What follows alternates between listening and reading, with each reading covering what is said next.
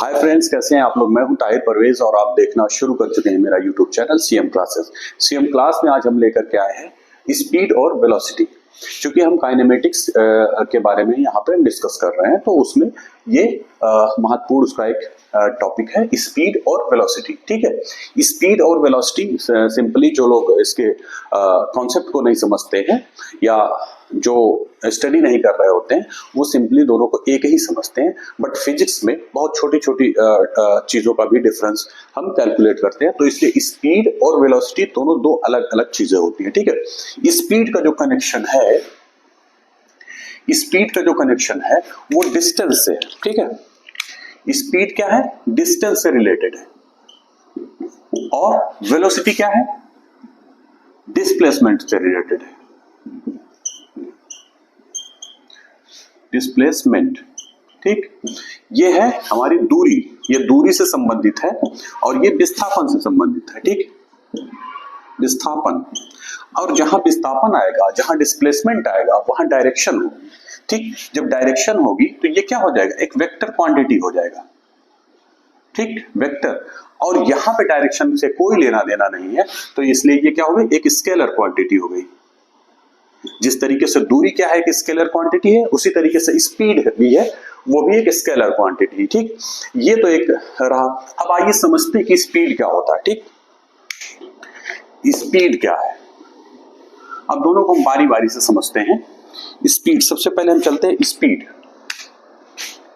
Speed जो है ये क्या है, distance travelled, distance travelled in unit time. Unit time में जो दूरी कवर की जाती है उसी को हम क्या बोलते हैं, स्पीड बोलते हैं। ठीक है, इसलिए स्पीड का जो फार्मूला होता है, स्पीड इज इक्वल टू होता है डिस्टेंस अपॉन टाइम। ठीक है, डिस्टेंस अपॉन टाइम होता है, और इसकी जो यूनिट होती है, यूनिट यानी कि इसका मात्रक जो है वो होता है मीटर पर सेकंड। ठीक, ये ऊपर डिस्टेंस को मीटर में लेते हैं और टाइम को सेकंड में लेते हैं। ठीक है, यहां तक क्लियर। यूनिट टाइम में जो डिस्टेंस कवर की जाती है उसी डिस्टेंस को हम क्या बोलते हैं, उसी डिस्टेंस को हम स्पीड बोलते हैं। ठीक, अब यहां पे देखिए स्पीड जो है वो मेनली दो तरीके की स्पीड होती है, दो तरह की स्पीड होती है। एक होती है एवरेज स्पीड,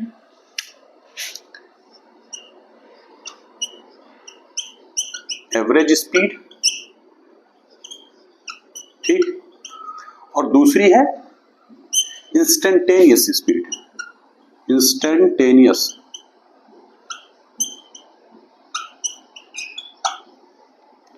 ठीक, ये दो तरह की स्पीड होती है। ठीक है, अब जैसे देखिए एवरेज स्पीड और इंस्टेंटेनियस स्पीड जो है, अगर कहीं सिंपली स्पीड लिखा होता है कि कोई वस्तु 5 किलोमीटर पर 5 मीटर पर सेकंड की स्पीड से चल रही है, तो वो जनरली अगर कहीं दिया नहीं हुआ है कि इंस्टेंटेनियस है या एवरेज है, तो हम उसको क्या मानते हैं, उसको इंस्टेंटेनियस मानते हैं। ठीक है, तात्कालिक जो उसकी गति होती है, और ये औसत गति। ठीक है, अब समझिए सबसे पहले एवरेज स्पीड क्या होती है। एवरेज स्पीड का फार्मूला जो होता है, average speed is equal to total distance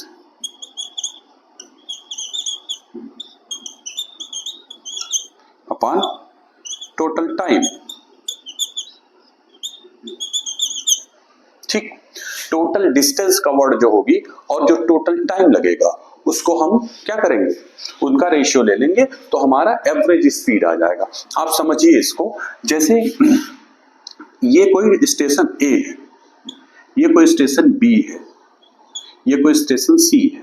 ठीक, अब कोई ट्रेन यहां से चलना शुरू की। ठीक, यहां से यहां तक के बीच की दूरी मान लिया हम 500 मीटर है। ठीक, सपोज 500 मीटर है ए से बी तक, और बी से सी तक की दूरी मान लिया हमारा 300 मीटर। ठीक, यहां से यहां तक चलने में अगर मान लिया 10 सेकंड लगता है ट्रेन को, और यहां से यहां तक चलने में 4 सेकंड लगता है। ठीक, तो दो दूरियां हो गई और दो डिस्टेंस हो गई, एक 500 मीटर, एक 300 मीटर।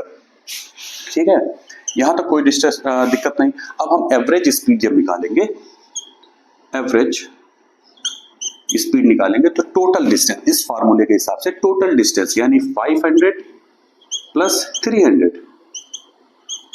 अपॉन टोटल टाइम, ये हो जाएगा 10 प्लस 4, ठीक, ये हो जाएगा 800 और ये हो जाएगा नीचे 14, ये कुछ आ जाएगा मीटर पर सेकंड। तो ये इस तरीके से एवरेज स्पीड निकाली जाती है, ठीक है। टोटल डिस्टेंस, अब वो डिस्टेंस कितने भी पार्ट में हो सकती है, 1 part, 2 part, 3 part, infinite part हो सकती है।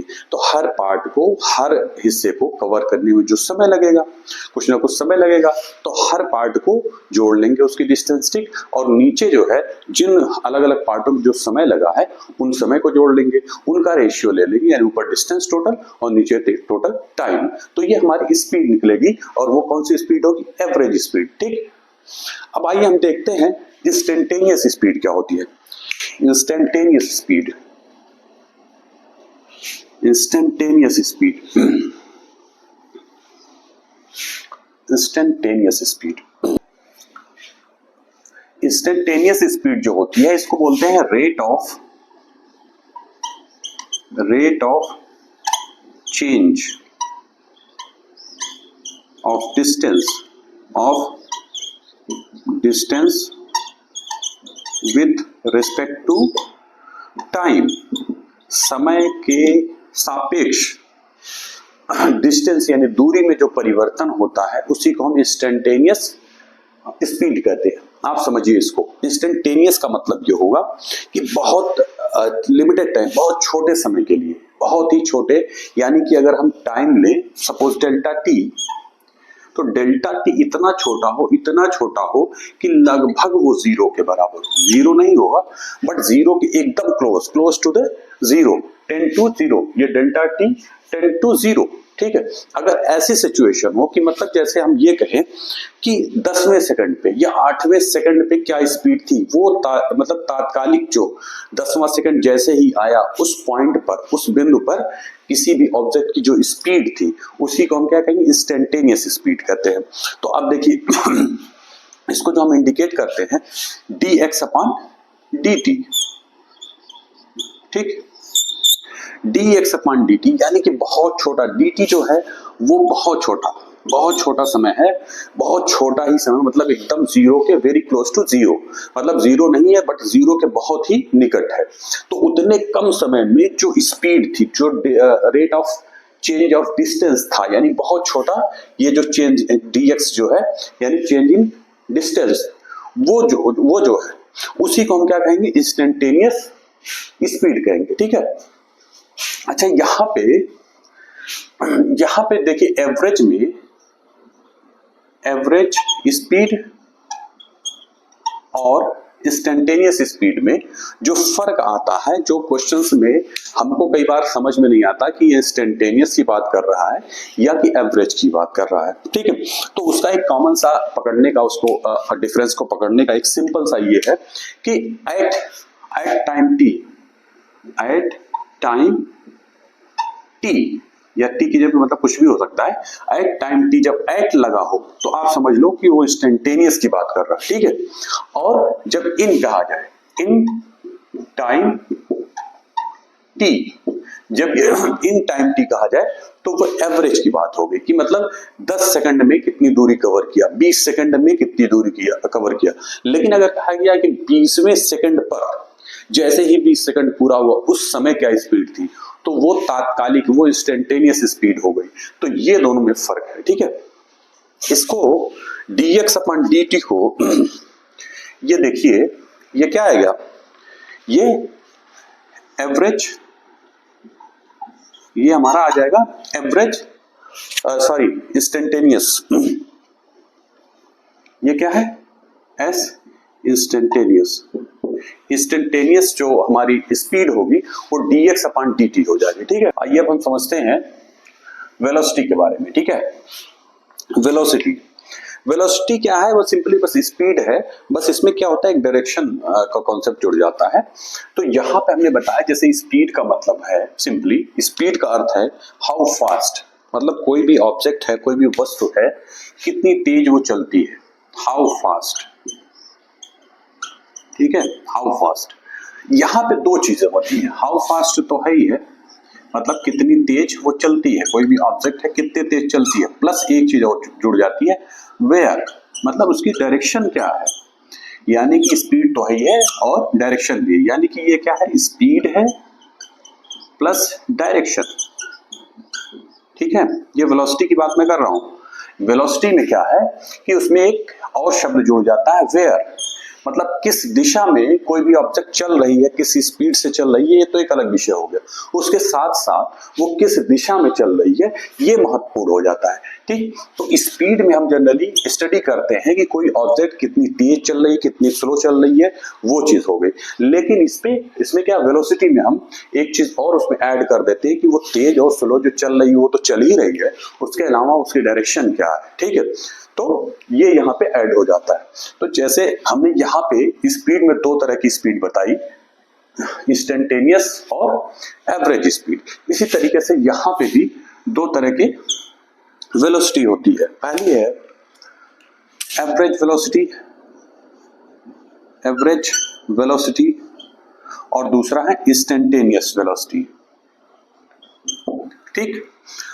यहां पे भी सेम कॉन्सेप्ट, सेम फार्मूला एक तरीके से यूज होने वाला है, बस यहां पे टोटल डिस्प्लेसमेंट, यहां पे average velocity is equal to total displacement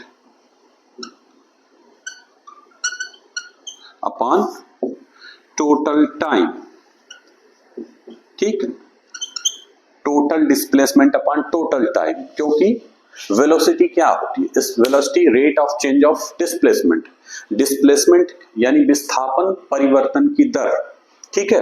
तो एवरेज वेलोसिटी जो होती है वो टोटल डिस्प्लेसमेंट, जो फाइनली जो डिस्प्लेसमेंट निकल के आएगा वो डिस्प्लेसमेंट और उस डिस्प्लेसमेंट को कवर करने में जो समय लगेगा उसका रेशियो जो हम लेंगे वो हमारा हो जाएगा एवरेज वेलोसिटी, ठीक। एवरेज वेलोसिटी के बाद हम आते हैं इंस्टेंटेनियस वेलोसिटी। जैसे हमने इंस्टेंटेनियस स्पीड बताया, सेम उसी तरीके से इंस्टेंटेनियस वेलोसिटी होता है। यहाँ rate of change of displacement with respect to time is called instantaneous velocity. अब अगर कहीं पे सिंपली किसी ऑब्जेक्ट का, किसी वस्तु का वेलोसिटी दिया हो तो हम क्या उससे अंदाजा लगाएंगे कि ये एवरेज वेलोसिटी है या इंस्टेंटेनियस। तो अगर उसके साथ कोई शब्द नहीं जुड़ा है आगे पीछे तो आप ये वेलोसिटी का मतलब ये समझेंगे कि ये एक इंस्टेंटेनियस वेलोसिटी है, तात्कालिक वेग है किसी पर्टिकुलर टाइम पर, एट। जैसे हमने स्पीड में बताया कि दो तरीके के वर्ड उसमें ऐड होंगे, एक होगा ऐड, एट, और दूसरा होगा इन। जब लिखा जाए इन तो इन का मतलब होगा इन ए पर्टिकुलर टाइम इंटरवल, ठीक है। यहां से यहां तक का टाइम इंटरवल जो होगा, ठीक है, समयांतराल जिसको हिंदी में बोलते हैं समयांतराल, ये सपोज ये है 5 सेकंड का टाइम इंटरवल, ठीक। तो इन टाइम जब कहा जाए, इन टाइम जब आ जाए इन टाइम तब वो हो जाएगा एवरेज की बात करेगा, ठीक। और जब एट टाइम, एट जब शब्द हो एट, ठीक, तो एट का मतलब 5वें सेकंड पे, चौथे सेकंड पे, तीसरे सेकंड पे, दूसरे सेकंड पे, मतलब एट उस पर्टिकुलर टाइम को कंप्लीट होते ही, यानी 5वां सेकंड जैसे ही कंप्लीट हुआ इस पर्टिकुलर टाइम पर, इस पर्टिकुलर टाइम पर वेलोसिटी क्या होगी, वो इंस्टेंटेनियस वेलोसिटी होगी, ठीक है। यहां पे क्लियर है एकदम से कि इस पूरे टाइम स्पैन में, इस पूरे टाइम स्पैन में को कवर, इस पूरे टाइम में जो डिस्प्लेसमेंट कवर होगा उसको हम क्या बोलेंगे, एवरेज वेलोसिटी बोलेंगे। लेकिन इस पर्टिकुलर टाइम को पूरा होते ही 5 सेकंड के पूरा, 5वें सेकंड के कंप्लीट होते ही उस एकदम फ्रैक्शन ऑफ सेकंड, मतलब एक बहुत छोटे समय पर जो होगा, जो समय होगा उस पर जो वेलोसिटी होगी, उस पर जो वेग होगा उसको हम क्या कहेंगे, इंस्टेंटेनियस वेलोसिटी कहेंगे, ठीक। तो यहां शब्द एट आता है इंस्टेंटेनियस के लिए और एवरेज के लिए इन आता है, ठीक। यहां कोई डाउट नहीं। इसका फार्मूला जो इंस्टेंटेनियस का होता है d v upon d t, ये dt जो होता है वो बहुत छोटा समय होता है, बहुत छोटा, यानी very close to zero. Zero नहीं है बट जीरो के बहुत ही निकट, यानी जो हमारी कल्पना से भी छोटा आप कह सकते हैं। उस टाइम पर वो समय अंतराल नहीं होता बट बल्कि एक समय होता है। एक समय अंतराल मतलब एक अंतराल, एक क्या कहते हैं स्पैन होगा, लेकिन एट पर्टिकुलर टाइम तो वो हो जाएगा हमारा वेलोसिटी, ठीक, इंस्टेंटेनियस वेलोसिटी। तो वो होता है dv बाई dt, क्योंकि v जो है वेलोसिटी का सिंबल है और एरो जो लगा हुआ वो वेक्टर का सिंबल है, ठीक है। तो इसको बोलते हैं rate of change of displacement with respect to time is called instantaneous velocity, ठीक। अब इसमें कुछ छोटे छोटे कॉन्सेप्ट हैं वो आप समझ लें, फिर उसके बाद नेक्स्ट लेक्चर में हम इससे रिलेटेड क्वेश्चंस करेंगे। पहले कुछ इसमें बारीकियां जो हम समझने का प्रयास करेंगे।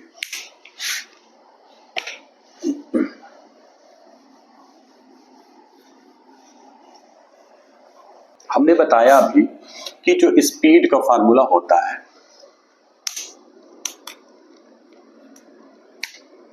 इंस्टेंटेनियस स्पीड का, वो होता है dx upon dt।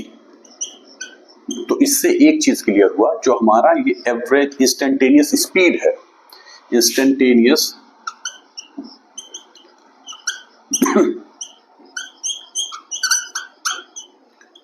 Instantaneous speed वो क्या है?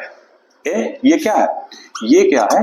ये है एक डिस्टेंस और टाइम ग्राफ का एक स्लोप है। ये स्लोप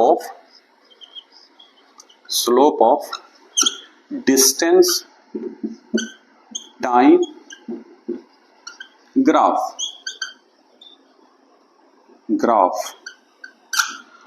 मतलब ये है कि जैसे अगर ग्राफ ड्रा करें, यहां पे जनरली एक्स एक्सिस पर हम टाइम लेते हैं। ये टाइम हो गया हमारा टाइम t, और ये हो गया हमारा डिस्टेंस को x से इंडिकेट करें, ठीक। तो एक्स एक्सिस पर हम टाइम को लेते हैं और वाई एक्सिस पर हम डिस्टेंस को लेते हैं, और एक ग्राफ अगर हम ड्रा करें, ठीक, ऐसे कोई ग्राफ, ठीक है।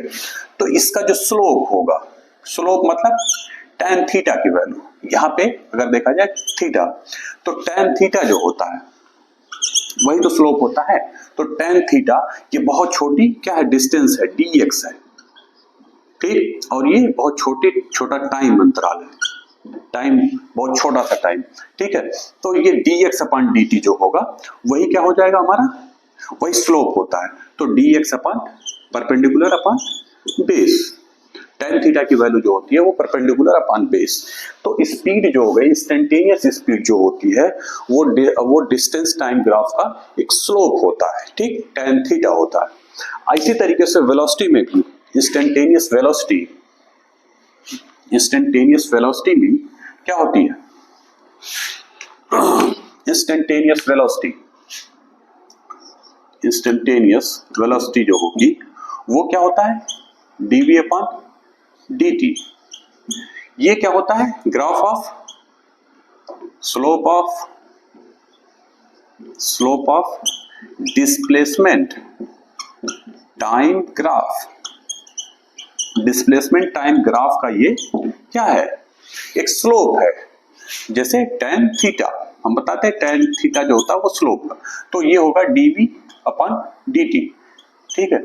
v जो एरो जो लगा होता है वो वेक्टर का सिंबल है। तो rate of change of displacement with respect to time is called instantaneous velocity. तो ये हमारा निकल के आ गया, ठीक है। अब इसमें और कुछ कॉन्सेप्ट देखते हैं, क्या चीजें हैं।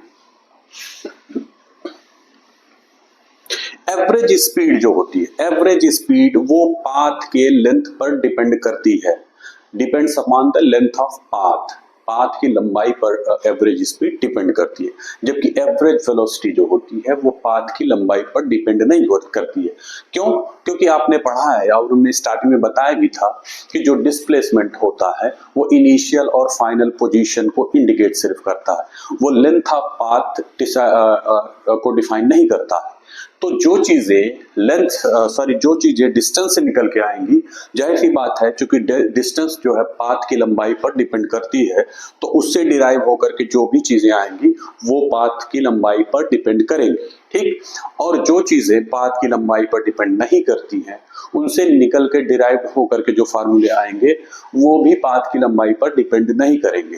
तो हमारी जो वेलोसिटी होती है वो डिस्टेंस क्या होती है, वो पाथ की लंबाई पर डिपेंड नहीं करती है। तो जब पाथ की लंबाई पर डिपेंड नहीं करती है तो डिस्प्लेसमेंट, तो उससे जो निकल के वेलोसिटी आएगी वो क्या होगी, वो भी डिपेंड नहीं करेगी। तो कहने का अर्थ ये हो गया कि speed, average speed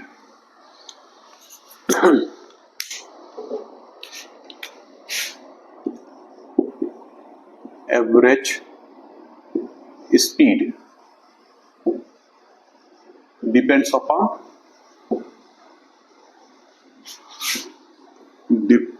upon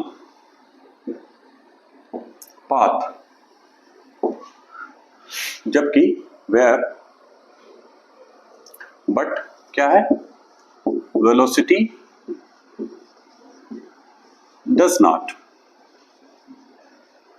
velocity depend नहीं करती है पाथ के लंबाई पे। तो ये एक कॉन्सेप्ट हो गया।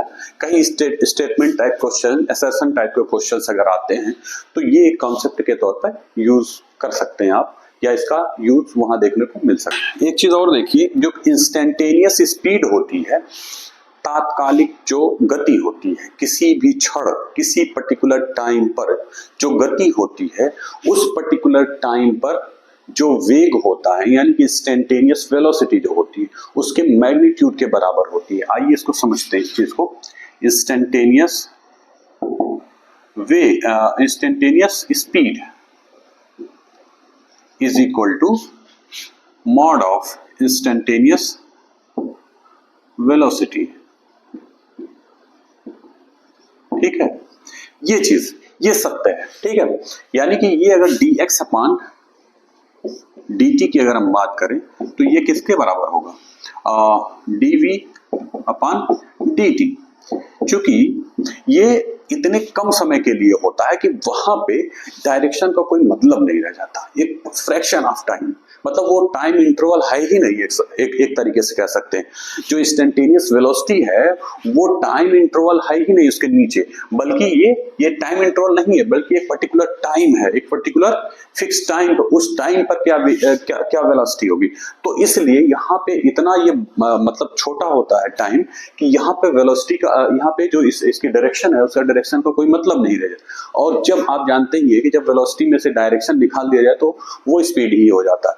तो इसलिए जो इंस्टेंटेनियस स्पीड है वो इंस्टेंटेनियस वेलोसिटी के मैग्नीट्यूड, यानी कि सिंबल अगर उसका हटा दिया, पॉजिटिव नेगेटिव जो उसमें है उसको हटा सिर्फ मैग्नीट्यूड ले लिया जाए, उसका परिमाण, तो उसके बराबर होता है। ये चीज सही है, ठीक है।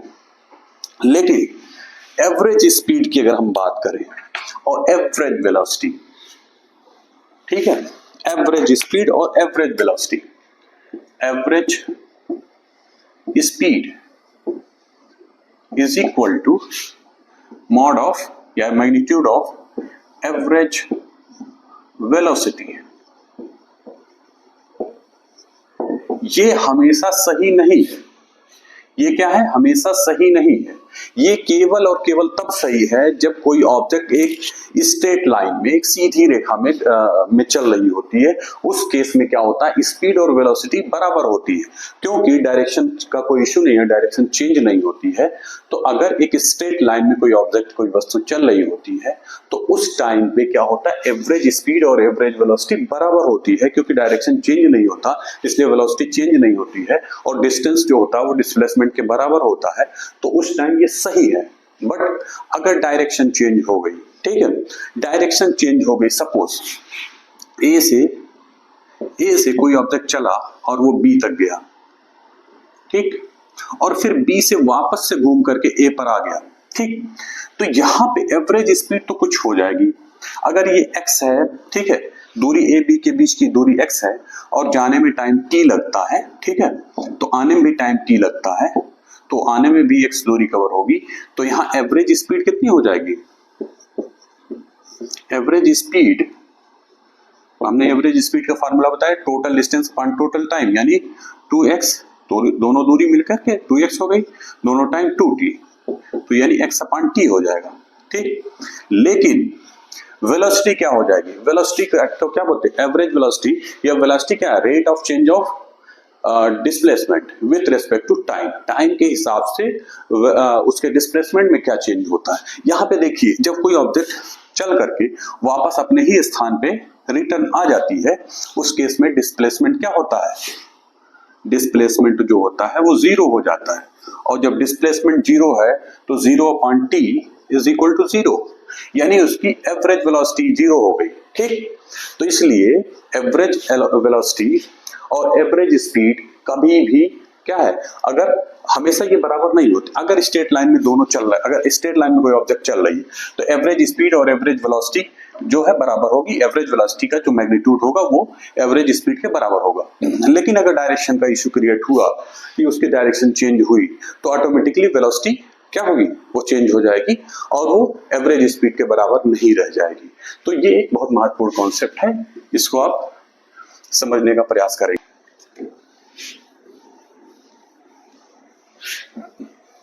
कुछ छोटे छोटे इसमें कॉन्सेप्ट हैं, उसको हम समझते चलेंगे। इसमें जैसे एक कॉन्सेप्ट और है कि if velocity is constant then speed must be constant. समझते कैसे, एक स्टेटमेंट के तौर पर अगर हम इसको ले लें, if velocity is constant, velocity is constant, velocity constant है, देन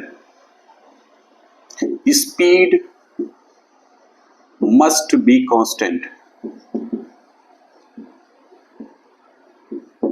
समझिए इस चीज को, इस सेंटेंस में क्या लिखा हुआ है, इसमें लिखा हुआ कि अगर वेलोसिटी कांस्टेंट है तो स्पीड कांस्टेंट रहेगी ही रहेगी, इसमें कोई दो राय नहीं, ठीक है। यह हमेशा सत्य है। देखिए कैसे, वेलोसिटी जो होती है, वेलोसिटी क्या है, हाउ फास्ट प्लस वेयर, यही तो है वेलोसिटी, कि कोई भी ऑब्जेक्ट, कोई भी वस्तु कितनी तेज चल रही है और किस दिशा में चल रही है, दो चीजें हैं, ठीक। अब यहां पे अगर वेलोसिटी कांस्टेंट है तो ये दोनों भी कांस्टेंट रहेगा, अगर इन दोनों में से एक भी वेरी करेगा तो वेलोसिटी कांस्टेंट नहीं रह जाएगी, ठीक। इन दोनों में से एक भी अगर वेरी करेगा, या तो इस स्पीड उसकी बदल जाए, कितनी तेज चल रही है, रफ्तार में परिवर्तन हो जाए उसकी, ठीक, तो भी वेलोसिटी परिवर्तित हो जाएगी, और अगर उसकी डायरेक्शन चेंज हो जाए तो भी, ठीक। अब ये दोनों अगर ये कांस्टेंट रखना है हमको, तो इन दोनों को हमको कांस्टेंट रखना पड़ेगा। अब इन दोनों को जब हम कांस्टेंट रखेंगे तो ये क्या होता है, यही तो स्पीड है, तो यही तो स्पीड है, तो इसका मतलब ये है कि स्पीड को भी कांस्टेंट रखना पड़ेगा और डायरेक्शन को भी कांस्टेंट रखना पड़ेगा, तब जाकर के वेलोसिटी कांस्टेंट होगी। इसका अर्थ ये हो गया कि अगर वेलोसिटी कांस्टेंट है तो स्पीड तो हर हाल में कांस्टेंट रहेगी ही रहेगी। ये एक फैक्ट है इसका। इसका अपोजिट अगर हम बात करें, इफ स्पीड इज कांस्टेंट,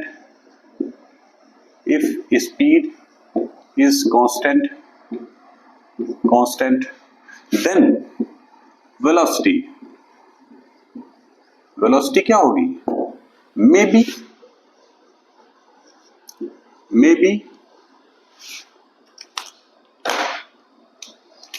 और मे नॉट बी। कहने का अर्थ ये हो गया कि अगर स्पीड कांस्टेंट है तो वेलोसिटी कांस्टेंट हो भी सकती है और नहीं भी हो सकती है, दोनों चीजें। समझिए इसको कैसे, जैसे कोई ऑब्जेक्ट, कोई प्लेस है ए, एक दूसरा प्लेस है बी, ठीक। अगर यहां से कोई वस्तु एक सीधी रेखा में चल रही है, ठीक है, तो सीधी रेखा में चल रही है और उसकी स्पीड कांस्टेंट है, ठीक, स्पीड जो है उसकी कांस्टेंट है। तो अगर स्पीड कांस्टेंट है और सीधी रेखा में चल रही है तो इसका मतलब यह है कि डायरेक्शन भी क्या होगी, ये भी कांस्टेंट हो जाएगी।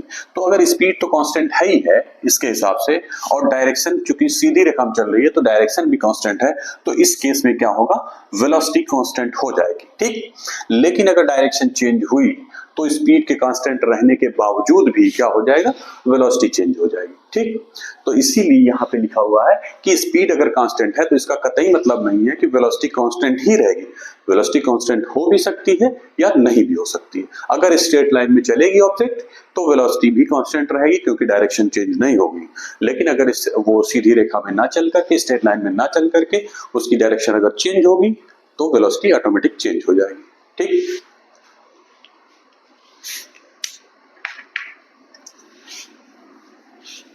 यहां पे एक चीज है, if average velocity is zero, then average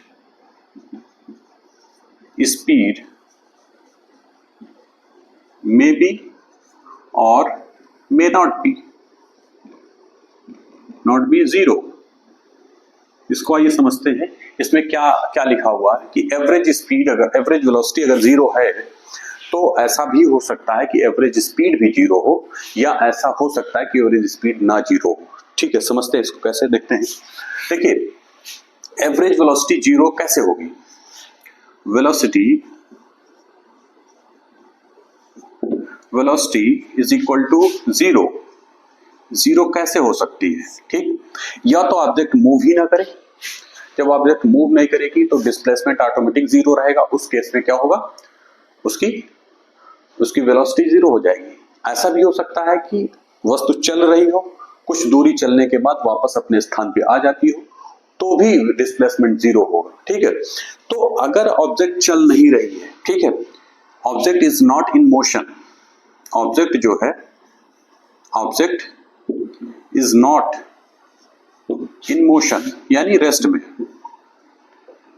not in motion, अगर ऑब्जेक्ट मोशन में नहीं है, that is in rest position में, तो अगर रेस्ट पोजीशन में होगी तो डिस्प्लेसमेंट क्या होगा, डिस्प्लेसमेंट जीरो हो जाएगा। और जब डिस्प्लेसमेंट जीरो हो गया तो डिस्प्लेसमेंट अपॉन टाइम वो भी जीरो हो जाएगा, यानी कि वेलोसिटी जीरो हो जाएगी। ठीक, लेकिन ऐसा भी हो सकता है, अच्छा इस केस में क्या होगा, जब मूव ही ना करे तो डिस्टेंस एवरेज वेलोसिटी और एवरेज स्पीड दोनों बराबर हो जाएगी। ठीक, ये भी जीरो हो जाएगी, एवरेज स्पीड भी जीरो हो जाएगी और एवरेज वेलोसिटी भी जीरो हो जाएगी।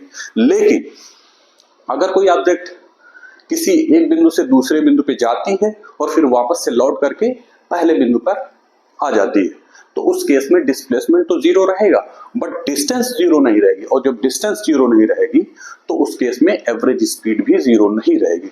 तो इसीलिए जो ये सेंटेंस लिखा गया, average velocity, if average velocity is zero then speed may be और मे नॉट बी, यानी स्पीड जीरो हो भी सकती है और नहीं भी हो सकती है। तो ये है, तो ये रहा हमारा पूरा कॉन्सेप्ट है। इसमें कुछ हो सकता है कुछ पॉइंट्स ऐसे छूट गए हो कॉन्सेप्चुअल, जो आगे क्वेश्चंस में हम जब क्वेश्चंस कराएंगे तो उसमें कवर करने का प्रयास करेंगे। तो ये पूरा रहा स्पीड और वेलोसिटी के बारे में। अगले लेक्चर में हम इससे रिलेटेड जो भी क्वेश्चंस एग्जाम्स में आए हुए हैं उसको हम प्रयास करेंगे सॉल्व करने का, और उससे बहुत सारे कॉन्सेप्ट को जो हो सकता है इसमें छूट गए हो वो हम उसमें और ज्यादा क्लियर करने का प्रयास करेंगे। तो आप देखते रहिए मेरा YouTube चैनल। धन्यवाद।